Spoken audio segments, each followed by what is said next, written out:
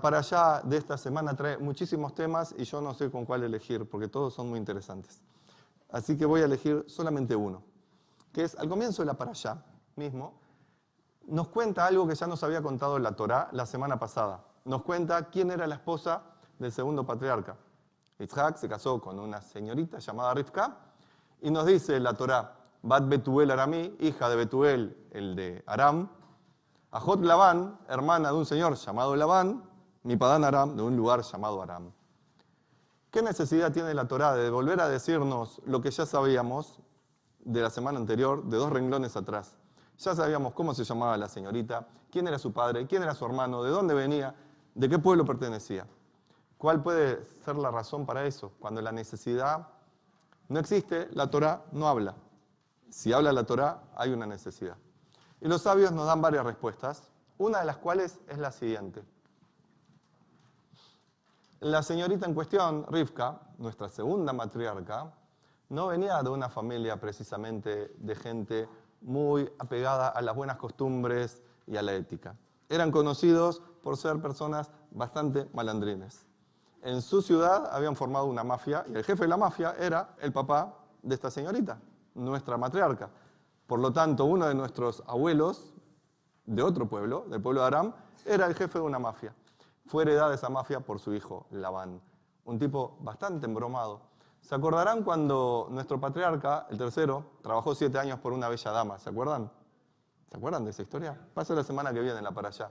Cuando se cumplieron los 7 años de trabajo por la bella dama y fue a buscar a su esposa, a la mañana siguiente, cuando se despertó después del lecho nupcial, ¿a quién se encontró en su cama? A la hermana. ¿Quién lo había estafado de esa manera tan simpática? Su nuevo suegro, su tío, el hermano de su mamá, el jefe de la mafia local. Esa era nuestra familia. ¿Y por qué lo menciona la Torá? ¿Qué necesidad la Torá tiene de estar diciéndonos quién es esta señorita? Y lo dice por varios motivos. Uno de ellos es, ella venía de ese entorno tan complicado, de esa familia tan complicada, de una civilización, cultura muy complicada, y sin embargo ella había logrado ser diferente. Ella logró ser una tipa generosa, ética, justa, a diferencia de toda la gente de su ciudad, a diferencia de su familia, ella logró ser una persona diferente. ¿Cómo lo hizo? Lo hizo. Y eso está en nuestros genes porque es nuestra matriarca. Por eso se convirtió en nuestra matriarca.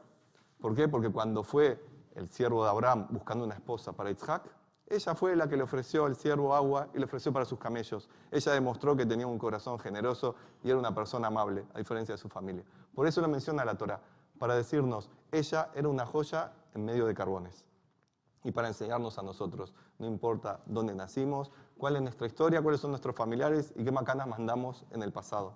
Siempre hay oportunidad de ser como nuestra segunda matriarca, una joya entre los carbones. ¿Y qué era el carbón? ¿Qué era la joya? El diamante. Antes de ser un carbón, ya di la respuesta. El diamante era un carbón. Así que era necesario que nuestra matriarca Rivka pasara por esa civilización oscura, por ese mundo caótico, porque fue lo que la obligó a ser una mejor persona. Si hubiera nacido en una familia amorosa, probablemente no hubiera sido nuestra matriarca, porque hubiera sido una más del montón. Pero como tuvo que esforzarse para ser diferente a su familia, porque tuvo que esforzarse para sobresalir éticamente de los demás, es que pudo ganar una personalidad que de otra forma no lo hubiera tenido. Y como dijo un sabio alguna vez, nadie se hace poderoso en una bandeja de algodones. Se necesita el esfuerzo y se necesitan las penurias y se necesitan los malos momentos para poder fortalecerse y salir adelante. Si estuviéramos todo el tiempo en bandeja de algodones, seríamos fofitos y no tendríamos poder.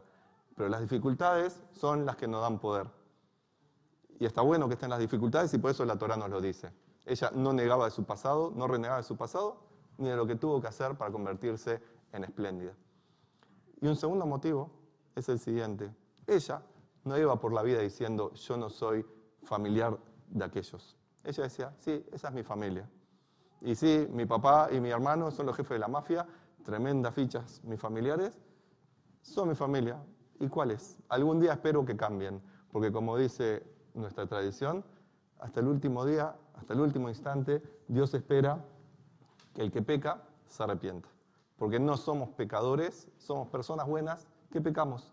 Entonces, si Rivka, nuestra matriarca, pudo sobresalir, cualquiera puede hacerlo, porque ella estuvo en condiciones bastante peores que la mayoría.